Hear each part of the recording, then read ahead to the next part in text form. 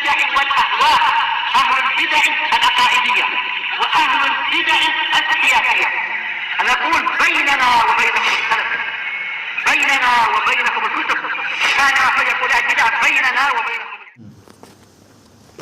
Qala Syekh Abdul Aziz Al-Rasyid rahimahullah, wa qawluhu bil qawli tsabit. Allah mengokohkan orang-orang yang beriman dengan ucapan yang kokoh, ucapan yang pasti, alladzi sabata indahum bil hujjah. Yang perkataan itu telah pasti di sisi mereka dengan hujjah. Jadi betul-betul mereka bukan ahli taklid, tapi mereka tahu kenapa memilih akidah ini, kenapa memilih pendapat ini, kenapa memilih Allah sebagai Rabb, kenapa memilih Islam sebagai agamanya, kenapa memilih Muhammad sebagai nabinya, kenapa nggak milih yang lain-lain padahal alternatif banyak. Nah, mereka tahu hujjahnya. Masing-masing ada hujjahnya, dan hujjahnya adalah apa? Terlalu kuat. Untuk apa? Untuk dipatahkan. Karena hujjah masalah hujjah yang terkait dengan 3 masalah ini, yaitu apa? Memilih Allah sebagai Rabb, dan memilih Muhammad sebagai Rasul, dan memilih Islam sebagai agama kita, itu adalah hujjahnya tegak dengan apa? Dengan apa itu? Dengan dalil nakli, dan juga apa? Dengan dalil akli dan dalil fitrah. Semua dalil ini bersatu menunjukkan betul-betul yang betul adalah agama Islam, beribadah hanya kepada Allah, dan memilih Muhammad sebagai apa? Sebagai nabi, bukan yang lain-lain untuk umat ini. Baik, kemudian apa? Wahiyya kalimatut tauhid. Dan al-qaulus tsabit di sini adalah kalimat tauhid, yaitu yang paling intinya. Kemudian apa? Bercabang darinya apa yang memang bercabang darinya. Karena apa? Kalimat la ilaha illallah tercabang darinya adalah apa? Muhammadur Rasulullah. Bukan berarti hanya la ilaha illallah saja. Demikian pula konsekuensi yang lain-lain. Baik, kemudian apa? Wasubutuha, kekokohan kalimat tadi itu bagaimana? Tamakkunuha fil qalb, yaitu kemantapan kalimat tadi di dalam hati, tidak ragu-ragu, tidak apa? Tidak masih bimbang dan sebagainya. Bahkan dia yakin betul-betul sesembahan yang benar hanya Allah, yang mampu menolong kita hanya Allah, yang mampu menyelamatkan kita hanya Allah, dan seterusnya. Tidak ragu-ragu sama sekali. Wa'tiqadu haqiqatiha, kekokohannya adalah berupa apa? Yaitu kita meyakini hakikatnya, betul-betul kita yakin inilah yang hak. Wa tu'minanul qalbi biha, dan ketentraman hati dengan itu. Dia tidak goncang dan dia betul-betul tentram. Yakin Allah yang akan menolong dia, yang lain tidak akan mampu apa-apa. Yakin kalau Allah Ta'ala menolong, maka tidak ada satupun yang mampu membahayakan dirinya, dan seterusnya. Wa tasbituhum fid dunya, pengokohan untuk mereka di dunia caranya bagaimana? Annahum idza futinu lam yazalu anha. Kalau mereka diuji, mereka akan terus-menerus ada di atas apa? Ada di atas akidah tadi, tidak sampai tergelincir, tidak sampai berpindah. Wa in ulqu finnar, walaupun mereka dilemparkan ke dalam api. Sebagaimana apa? Kisah Masyitati Fir'aun. Demikian pula kisah siapa lagi itu? Ashabu Ukhdud dan lain-lain. Ashabu Ukhdud dalam artian yang jadi mangsa, bukan yang berbuat. Kalau Ashabu Ukhdud yang berbuat, kutila Ashabul Ukhdud, yaitu mereka akan dilaknat oleh Allah yang berbuat. Tayyib, walam yartabu, dan mereka tidak ragu walaupun apa? Berjumpa dengan api. Dan dalil telah ma'ruf tentang masalah ini, hadis Anas. Wa tasbituhum fil akhirah annahum idza su'ilu fil qabr. Adapun pengokohan mereka di akhirat adalah jika mereka ditanya di alam kubur, lam yatawaqqafu fil jawab. Mereka tidak akan tawakuf, tidak akan apa itu? Ragu dan bimbang. Mereka akan langsung menetapkan jawabannya ini. Wa kadzalika idza su'ilu fil hasyr. Begitu pula kalau nanti ketika di padang mahsyar mereka ditanya, mereka akan menjawab dengan mantap.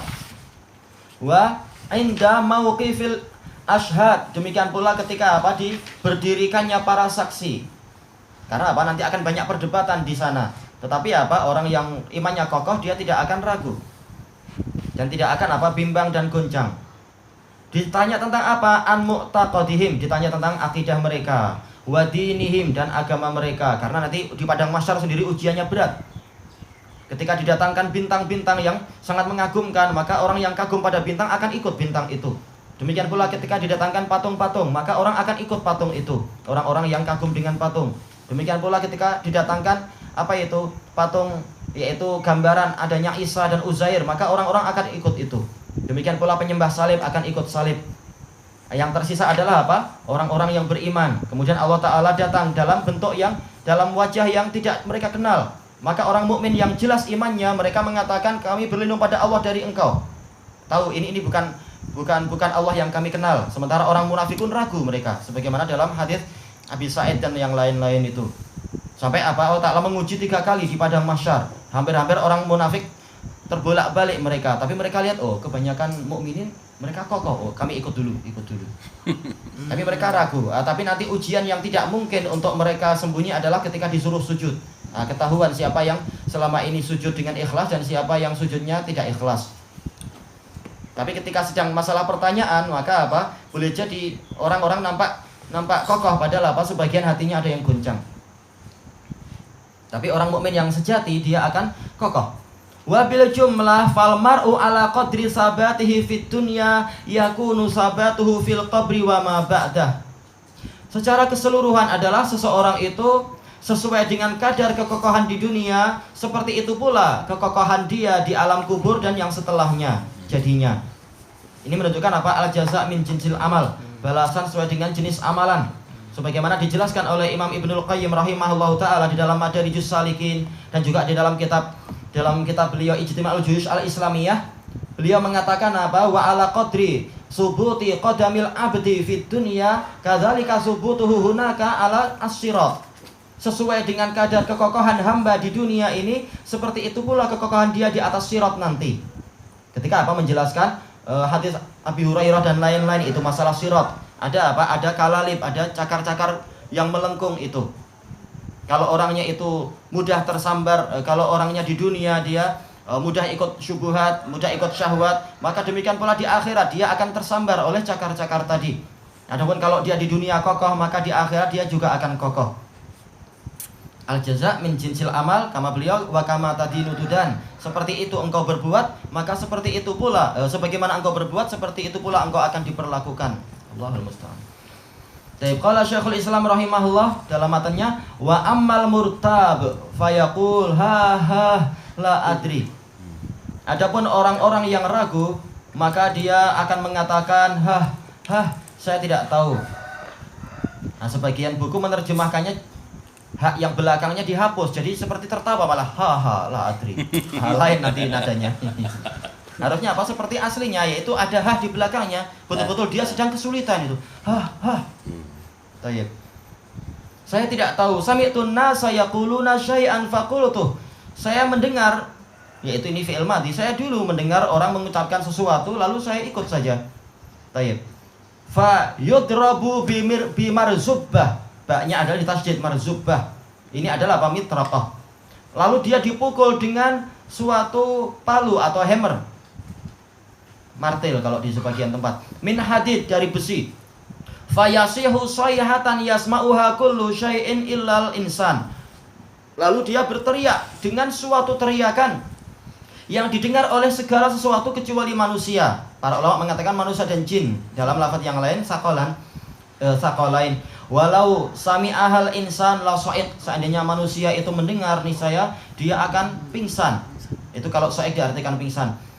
Summa ba'da hadhil fitnah. Kemudian setelah ujian ini, apa yang setelahnya? Imma na'imun wa imma adzab. Boleh jadi dia mendapatkan nikmat, boleh jadi dia mendapatkan siksaan. Sampai kapan itu? Ila antaqumal qiyamatu al-kubra. Sampai datangnya kiamat yang besar.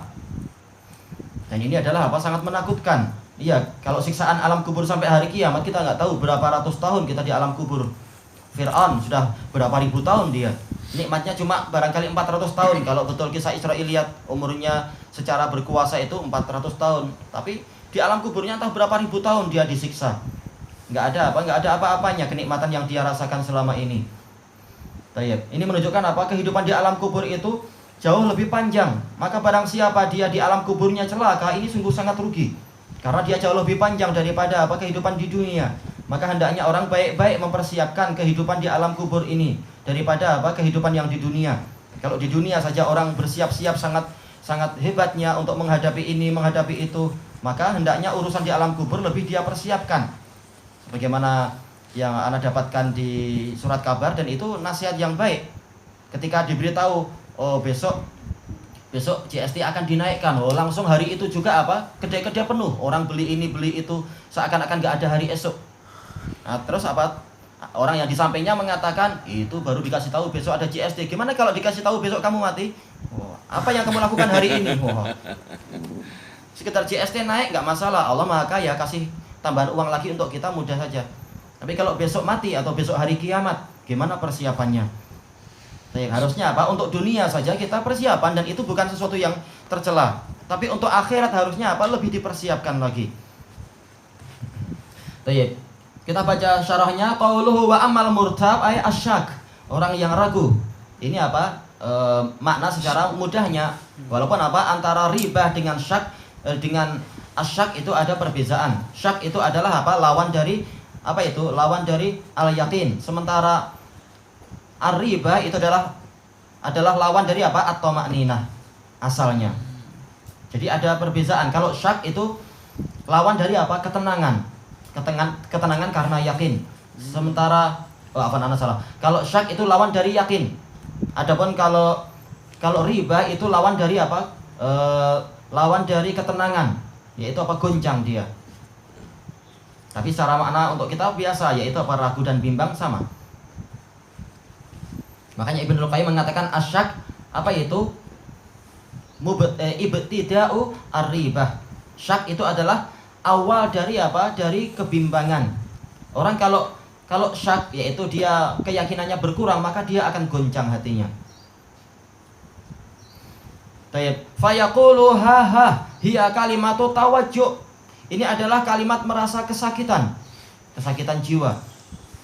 Wal ha al-ula mubdalatun min hamzah ahin.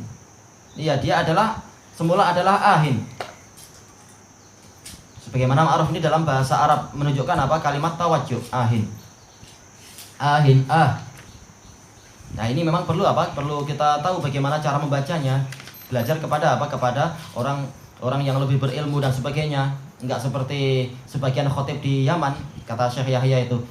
Khotib dia sebenarnya enggak pandai khutbah, tapi dia tahu jadi khotib mudah aja karena kita tinggal baca dari muftinya, dari buku. Nah, kemudian apa? Tertulis di situ apa? Tertulis entah bagaimana tulisannya, maka tapi apa? Orang-orang yang mendengar khutbah mereka pening. Kenapa dia bicara seperti itu? Dia mengatakan apa? Zanaum. Kemudian mengatakan wahid khamsin. Padahal yang betul adalah zinaam, yaitu zina telah tersebar, tapi dia baca zanaum. Orang yang dengar nggak paham. Anda mengajarkan apa ini? Kemudian wahid khamsin. 51.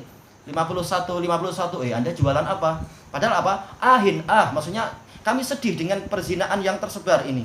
Tapi khotibnya nggak paham cara bacanya. Wahid khamsin. Ya, ini orang nyangka ini wahid khamsin, padahal ini bacanya. Bukan 51. Tayyib. Wa huwa al-yaq. Bimakna hadzal hadis, dan inilah yang lebih layak dengan apa? Makna hadis ini, yaitu apa? Dia merasa sedih, merasa ketakutan, hatinya merasa kesakitan karena tidak mampu menjawab. Tayyib. Selesai. Alam ini sumbernya dari mana enggak disebutkan qala siapa. Qauluhu fayudrabu bil marzubbah min hadid. Qala fin nihayah. Nihayah punya Ibnu al-Athir, muka surat yang ke-527, al marzubbah bi takhfif. Beliau merojihkan apa? Dengan takhfif, marzubah. Tapi yang lain membaca marzubbah. Al mitraqatul kabirah, yaitu apa? Hammer yang besar, palu yang besar. Lil haddad, untuk tukang besi. Qauluhu yasma'uha kullu syai'in illal insan, didengar oleh segala sesuatu kecuali manusia. Wa fi haditsin akhar fayasihu sayhatan yasma'uha man yalihi ghairas saqalain.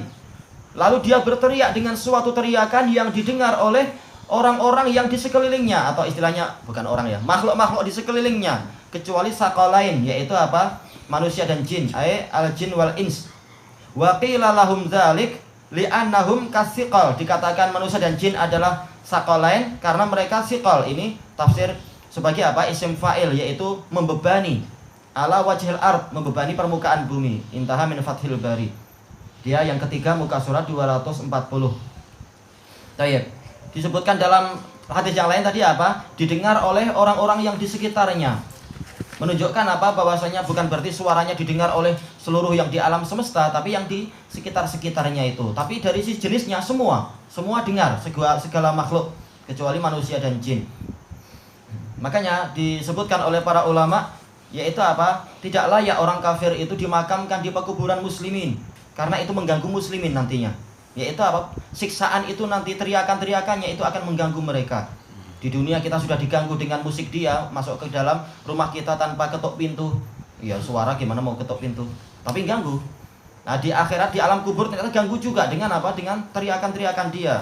Maka harusnya memang dipisah pekuburan muslimin dengan pekuburan apa? Orang kafir. Tayyib. Dan juga apa kata Syekhul Islam Ibnu Taimiyah, ini termasuk apa? Hikmah yang sangat penting untuk apa? Membongkar khurafat orang-orang yang di Syam. Jadi orang-orang di Syam mereka mengatakan apa? Di tiang Yahudi itu ada tempat istilahnya tiang Yahudi. Di situ kalau ada orang, ada onta sakit atau apa itu namanya, apa namanya itu, kuda sakit, maka kalau dibawa ke situ dia akan sembuh. Maka orang banyak mengagungkan tiang Yahudi itu. Ini muslimin memang banyak yang Allah yahdihim akidahnya itu. Maka dibantah oleh Syekhul Islam. Syekhul Islam bilang sebenarnya di bawah tiang Yahudi itu ada kuburan orang kafir. Nah, ketika orang kafir itu disiksa, maka apa? Memang lembu-lembu dan demikian pula unta dan kuda yang di situ, begitu dia dengar itu karena suaranya sangat menakutkan, langsung apa? Langsung dia ishal, langsung cirit-birit. Nah, kotoran dan racunnya keluar dari perutnya, sehat dia. Jadi bukan karena berkah dari yang ada di situ, tapi karena apa? Suara yang menakutkan. Akhirnya dia langsung apa? Keluar kotoran dan sembuh. Itulah hakikatnya, bukan berkah dari tempat itu.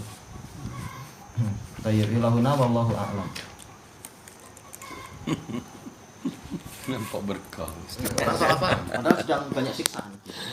Allah Ustaz. Hadis yang Jabir tentang tidak Allah yang wakata bahwa semuanya terguna pada pada pula anak pada tahun turun dan mengatakan yang turun Rabbuna kan.